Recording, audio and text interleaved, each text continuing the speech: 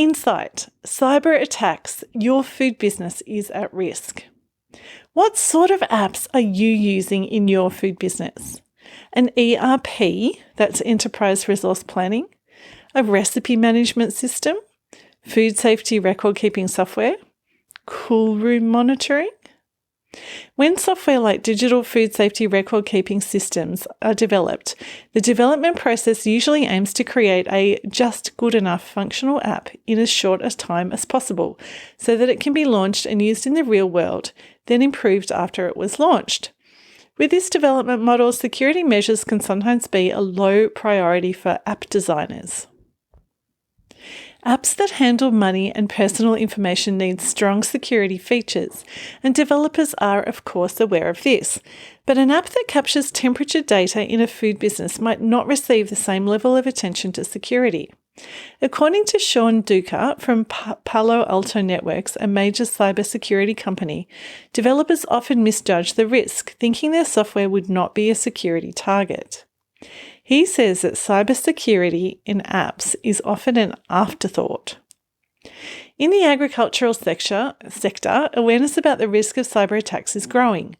John Deere tractors are just one of many types of machinery that now come with sophisticated software, including internet connectivity. The software allows John Deere to monitor and control certain aspects of a tractor's performance. Famously, this feature was used to brick tractors that were stolen from a Ukrainian farm equipment dealership by Russian troops earlier this year. To brick is to render a vehicle unresponsive and inoperable, like a lump of useless metal or a brick. The remote control features in John Deere equipment were created to protect the company's intellectual property and ensure that vehicle owners are obliged to pay John Deere for repairs, upgrades, and access to information collected using the tractor's built-in technology. But this connectivity can also allow bad actors to get into the tractors. Last week, an Australian hacker broke into the software in a John Deere system and installed a video game to try to encourage John Deere to strengthen its security systems. He revealed that the underlying operating system is outdated and vulnerable to attacks. So if agricultural equipment is vulnerable, is the equipment and software in your food business vulnerable too? Absolutely. According to Leanne Singleton of Food Shore, food businesses often misjudge their risk from cyber attacks. Cybercrime and data breaches are an issue that food production and food safety teams just won't talk about, says Ms. Singleton. It's not our area of expertise, and we tell ourselves that we are not attractive targets anyway.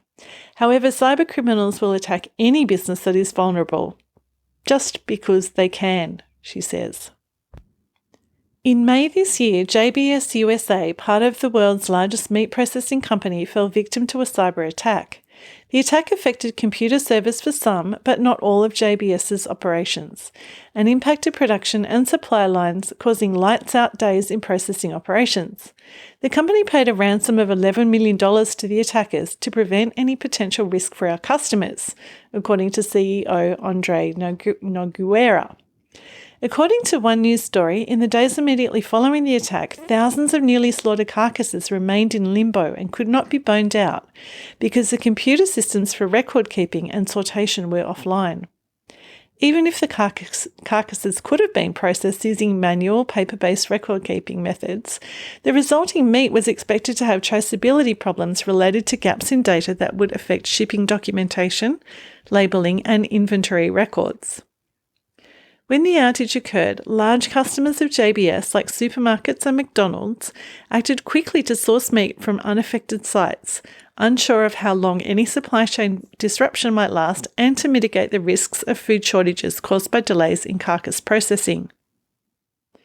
Do cyber attacks present a food safety risk? Many businesses now use digital solutions for food safety monitoring and management.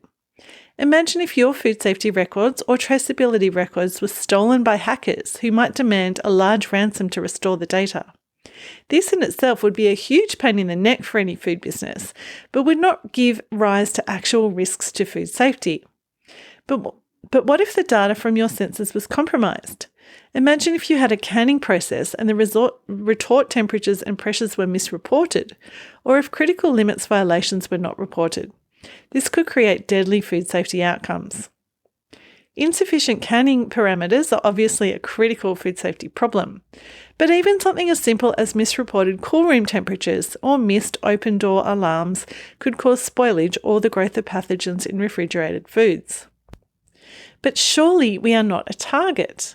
Why would a hacker go to the trouble of hacking into a food business's temperature or pressure sensors? Because they can.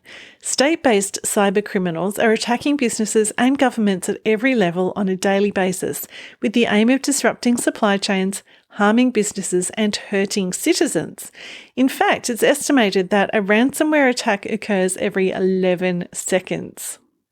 The hackers behind the JBS attack were linked to Russia, and there are state-sponsored hackers trying to disrupt supply chains of enemy states to support their government's agendas. It's worth remembering that hackers deploy bots to find and exploit vulnerabilities automatically. This means that even targets that might not seem attractive to a human hacker could be attacked by bots. What can be done? As a food professional, you probably aren't a computer security expert. However, awareness is important at every level. This is particularly the case if you are in a small or medium-sized business, or if you are in senior management.